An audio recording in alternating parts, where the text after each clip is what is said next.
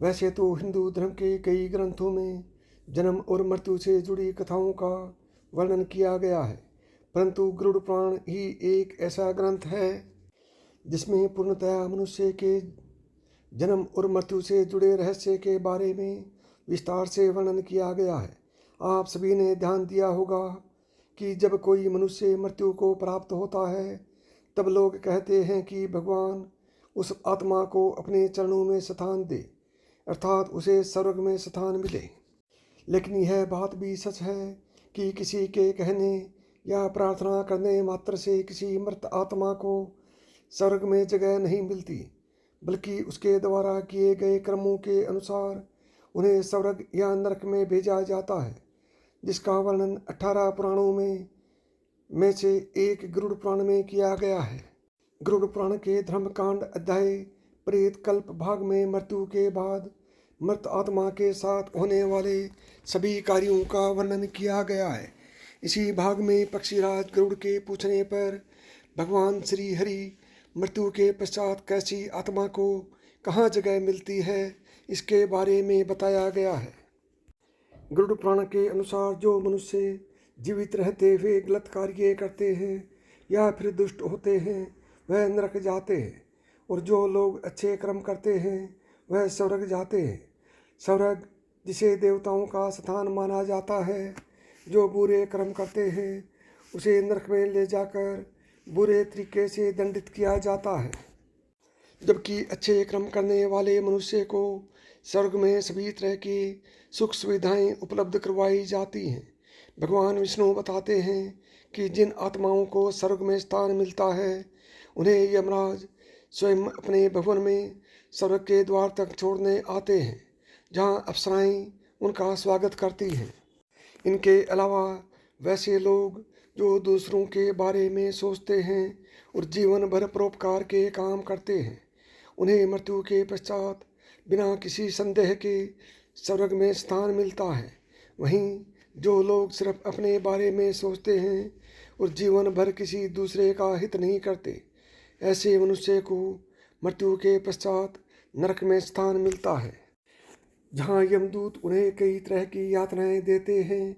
इसके अलावा जो लोग समाज के लिए कुएं, तालाब, मंदिर, मार्ग आदि का निर्माण कराते हैं, उन्हें भी मृत्यु के बाद स्वर्ग में सम्मान के साथ स्थान दिया जाता है।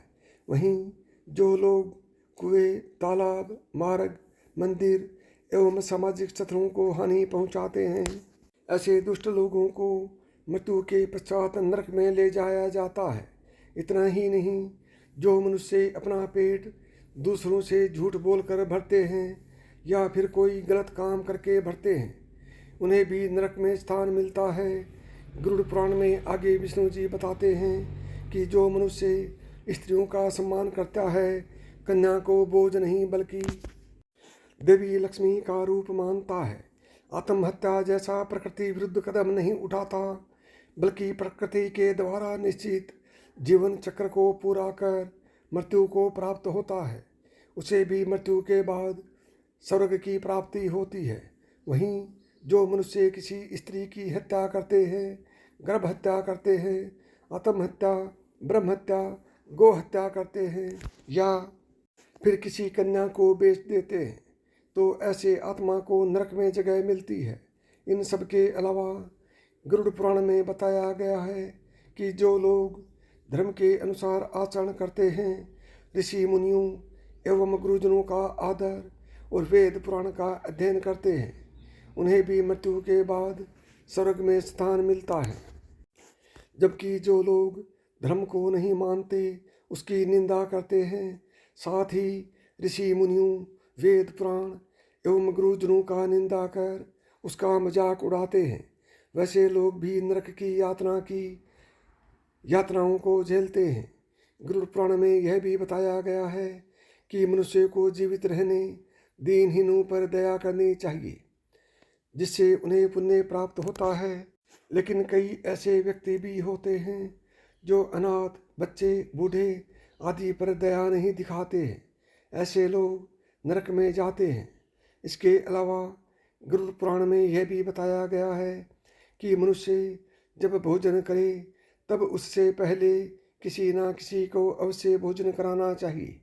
या जब भी कोई उसके दरवाजे पर दीनहीन भोजन या पानी मांगने आए तो उसे अवश्य भोजन कराना चाहिए। इससे मनुष्य को अक्षय पुण्य की प्राप्ति होती है। और जो मनुष्य ऐसा काम नहीं करता बल्कि उसके दरवाजे पर आए हुए ऐसे लोगों को अपमानित करता है तो वे खुद ही अपने लिए नरक के दरवाजे खोल लेता है।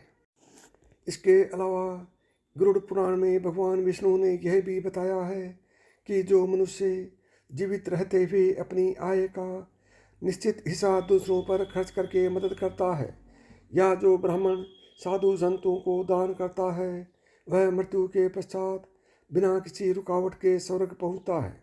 और जो जीवन भर गीता का पाठ करवाता या करता है या फिर धर्म कर्म पूजा पाठ भगवान के वचन में संलग्न रहता है उसे स्वर्ग में स्थान मिलता है। इसके अलावा जो मनुष्य अपने गुरुजनों एवं अपने माता पिता को मन लगाकर सेवा करता है उसे भी मृत्यु के पश्चात स्वर्ग में स्थान मिलता है। इसलिए तो कहा गया है कि माता पिता एवं गुरुजनों के चरणों में ही स्वर्ग है। तो साथियों, यदि आप स्वर्ग की प्राप्ति चाहते हैं तो अभी वेदांश की कहानियाँ यूट्यूब चैनल को सब्सक्राइब करें। जय श्री कृष्ण। राधे राधे।